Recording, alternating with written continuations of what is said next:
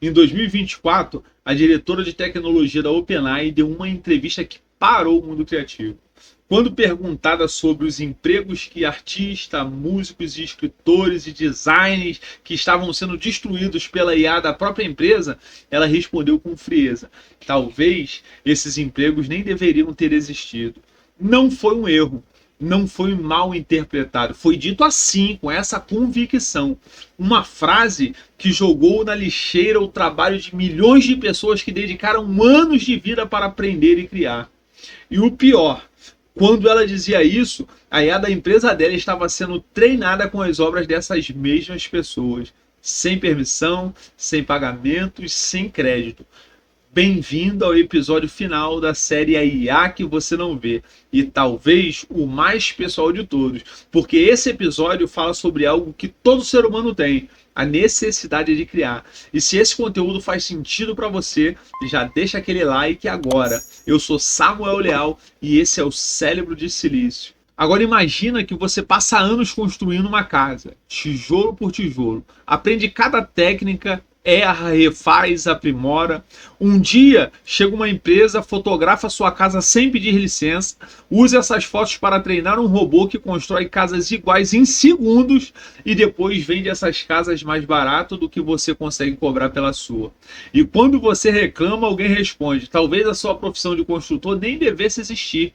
É exatamente isso que está acontecendo com os criativos no mundo inteiro. Vamos começar pela base de tudo e pelo problema que a indústria de IA prefere não discutir. Todo modelo de IA generativa, o Midjourney, o DALL-E, o Stable Diffusion, o ChatGPT, foram treinados com obras humanas.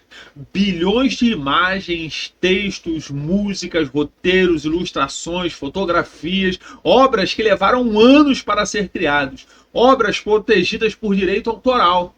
E na esmagadora maioria dos casos, esses treinamentos aconteceram sem que os criadores fossem consultados, sem que eles recebessem qualquer compensação e sem que tivesse a chance de dizer não. A própria internet já tem um nome para o que a generativa produz com esse material roubado: Sloop, uma gíria que descreve conteúdo descartável, sem alma e gerado em massa, que inunda plataformas, derruba o valor do trabalho criativo e torna impossível para artistas humanos competirem em volume e preço. A Disney e a Universal entraram na justiça contra o Midjourney, classificando a plataforma como um poço sem fundo de plágio. Processos contra a OpenAI, Stable AI e outras empresas se acumulam nos tribunais americanos e europeus. O Sindicato de Roteiristas de Hollywood conseguiu um acordo histórico proibindo a IA de escrever e reescrever material literário e impedindo que material de roteiristas sejam usado para treinar modelos de IA sem consentimento. Foi uma vitória, mas foi uma vitória que custou meses de greve. Paralisou Hollywood e ainda tem brechas, como a possibilidade de usar figurantes sintéticos gerados por IA. Agora, deixa eu te mostrar o que os dados dizem, porque eles são mais chocantes do que qualquer opinião.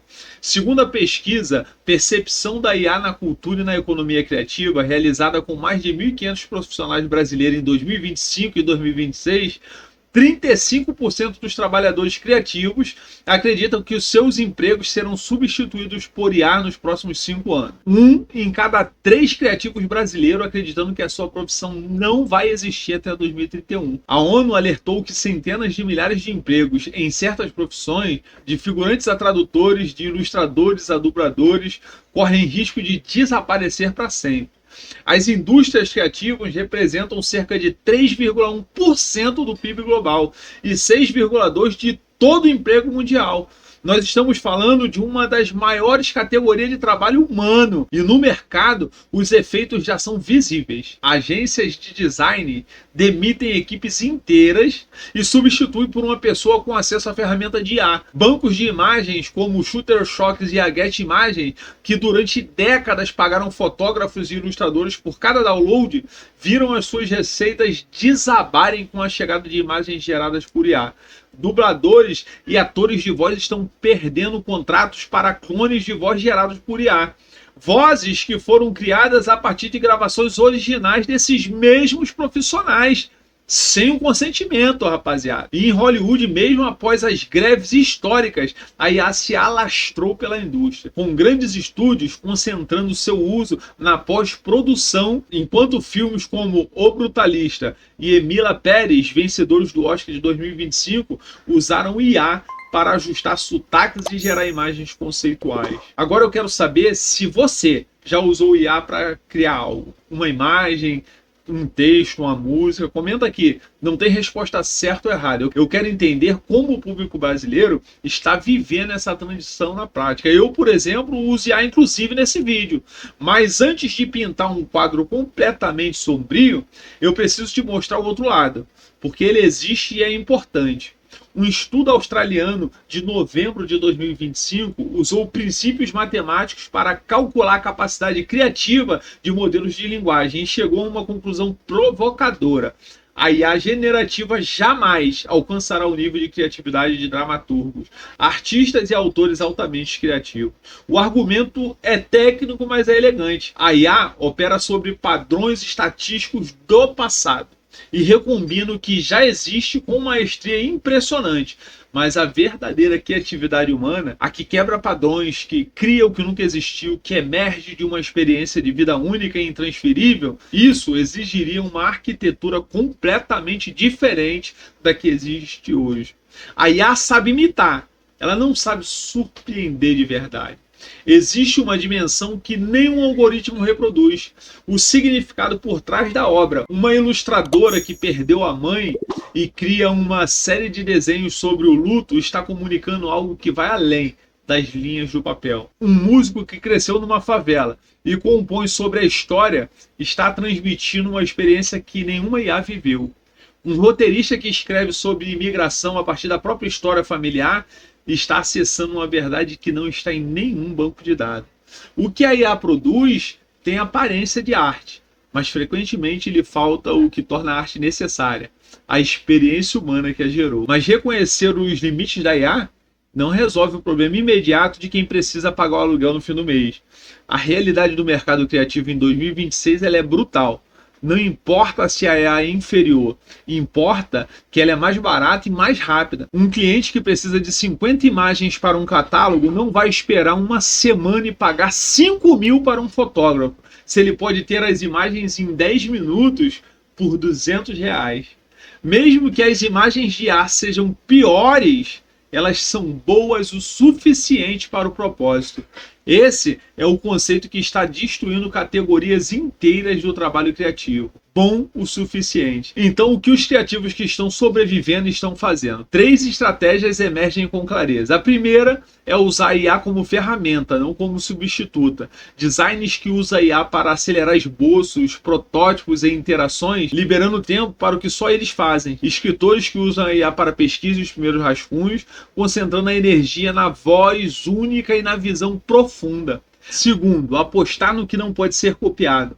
Sua história pessoal, sua perspectiva, sua relação com o cliente, seu processo criativo visível. Cada vez mais as pessoas não compram só o produto, compram quem fez. Terceiro, organização coletiva, sindicatos, associações, pressões por regulamentação. Os roteiristas de Hollywood mostraram que é possível negociar limites. Artistas brasileiros estão se organizando para exigir que a PL 2338 de 2023 inclua proteção explícita aos direitos autorais dos criativos. E aqui está o ponto final que vai inverter tudo o que você pensou nesse episódio.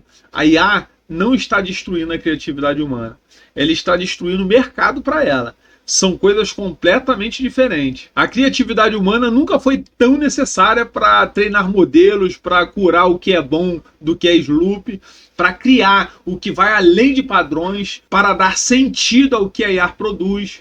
O que está sendo destruído não é a capacidade de criar. É o modelo econômico que permitia às pessoas viver de criar. E essa distinção importa, porque a solução não é aprender a usar a IA melhor. A solução é construir um sistema onde a criatividade humana ela tem um valor reconhecido, remunerado e ainda protegido, mesmo no mundo onde as máquinas produzem conteúdo em escala industrial. Esse foi o episódio final da série IA que você não vê. Em 5 episódios, vimos a IA prender inocentes por errar rosto, condenar suspeitos com provas fabricadas, decidir diagnóstico sem que o médico questione, causar danos sem que ninguém assuma a responsabilidade e agora pagar categorias inteiras de trabalho criativo com a bênção de quem construiu essa tecnologia. A inteligência artificial não é vilã. Nunca foi essa a mensagem dessa série. A mensagem é que tecnologia poderosa sem governança, sem responsabilidade, sem ética não é progresso. É poder sem controle. E poder sem controle sempre prejudica os mais vulneráveis primeiro. E o que você pode fazer? Valoriza o trabalho criativo humano. Quando você escolhe uma ilustração feita por um artista ao invés de uma imagem de IA, você está fazendo uma escolha política.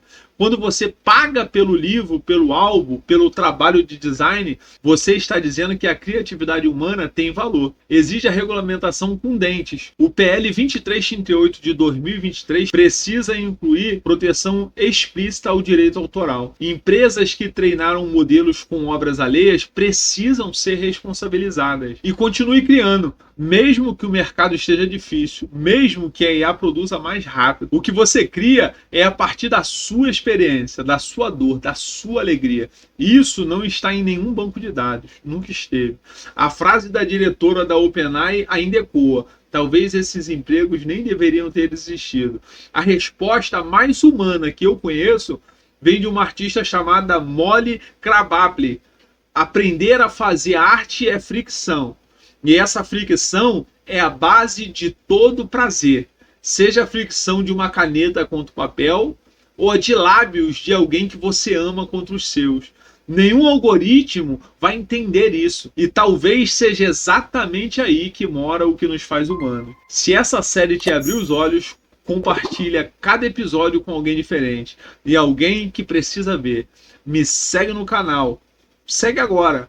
A próxima série está chegando. Até a próxima.